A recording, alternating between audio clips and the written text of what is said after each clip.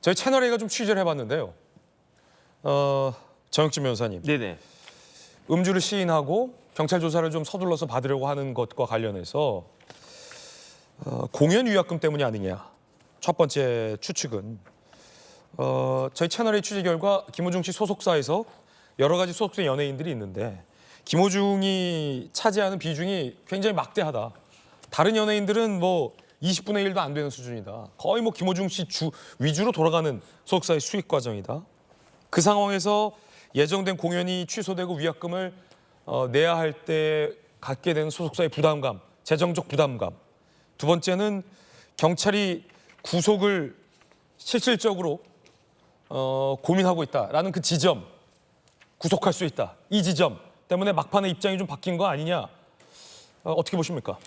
일단 뭐 제가 기사 보니까 소속사 대표가 뭐 사촌인가 그렇게 가족 기업 같은 그런 상황이었던 것 같고, 그 다음에 이건 구속될 만한 충분한 상황이 됩니다. 왜냐하면 제가 따져봤더니 이 구속될 수도 있다. 첫 번째 음주운전은 그 처벌받지 않을 것 같아요. 왜냐하면 수치가 안 나오니까. 그 다음에 김호중 씨가 음주운전 측정 거부한 것도 아니니까. 그러니까 그 부분은 어떻게 빠져나갈 수 있을지 몰라도 뭐가 제일 먼저 걸리냐면요.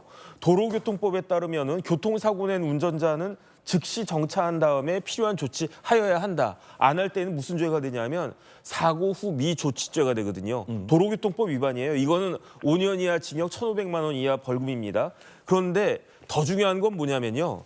특가법상의 도주 차량죄예요. 그러니까 그 피해자가 다쳤는데 그럼에도 불구하고 그냥 도망가 버렸다. 조금 전에 보지 않았습니까? 택시를 갖다가 올라타다시피 하고 그냥 도망가 버렸잖아요.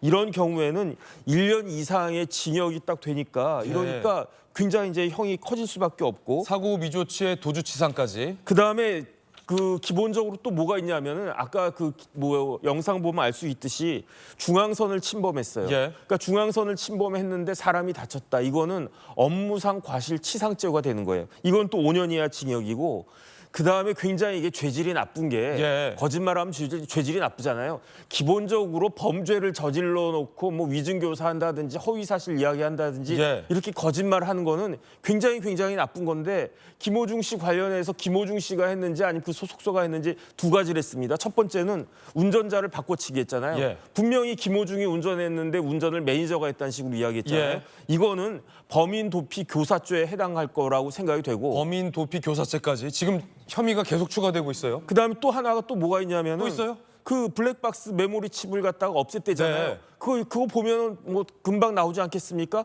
그런데 그 블랙박스 메모리 칩을 없앤 건 뭐가 되냐면 증거인멸 교사고. 아니 이거 괜히 음주 하나 숨기려다가 무시무시한 혐의들이 계속 추가돼요? 그다음에 마지막으로 제일 큰 형이 뭐냐면은 또 있어요? 이제 그 김호중 씨가 음주운전 계속 부인하다가 그러다 결국 인정하지 않았습니까? 인정하든 인정 안 하든 어쨌든 객관적인 정황상 음주운전은 인정될 수밖에 없는데, 이렇게 술 마시고 운전하다가 사람을 다치게 하거나 죽게끔 하는 게 특가법에 또 있어요. 이게 뭐냐면은 위험운전 치상죄거든요. 운전치상. 네, 위험운전. 위험운전치상. 그러니까 음주운전 치상이라고 보면 되는데, 이거는 음주로 정상적인 운전이 곤란한 상태에서 자동차를 운전하다가 사람을 다치게 했다. 이거는 특가법 위반이에요. 특가법 위반인데 제가 판례 찾아봤더니 도로교통법이나 이런 거는 이제 혈중 알코올 농도가 뭐 0.04%, 0.03% 이상 뭐 이게 돼야 되는데, 그 특가법상의 음주운전 그 치상죄는요.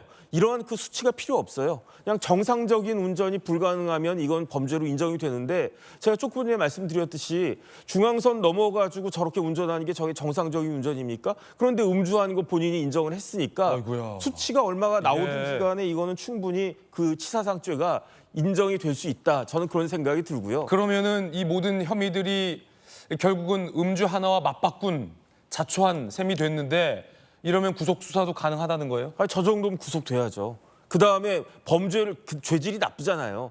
범죄를 저지르고 난 다음에 반성하고 그다음에 이제 다친 택시 기사님 괜찮으십니까? 뭐 어떻게 제가 도와드릴까요? 뭐 이렇게 하면은 그나마 나올 수 있는데. 지금 경찰도 죄질이 전반적으로 불량하다 이런 얘기까지 했군요. 아니, 그다음에 운전자 바꿔치기 한 것보다 더 나쁜 죄질이 어디 있습니까? 범인을 갖다가 숨기려고 한 거 아니겠습니까? 혹시 공무집행 방해는 추가 안 됩니까? 공무집행 방해까지는 어떨지 모르겠어요. 그렇군요. 객관적인 드러나는 것만. 그런데 저는 제일 나쁜 게 뭐냐면은 콘서트가 4개가 연속으로 잡혀 있었잖아요. 그러면 그게 매출액만 50억이다 뭐 얼마다 이랬는데 그러면은 콘서트가 제대로 갈 수 있었겠습니까? 23만 원, 21만 원 주고 콘서트에 갔을 때에는 김호중 씨가 열심히 준비해서 그에 상응하는 공연을 보여줄 것이다라고 많은 팬들이 기대했을 텐데 네. 저 같으면 저런 상황에서는요.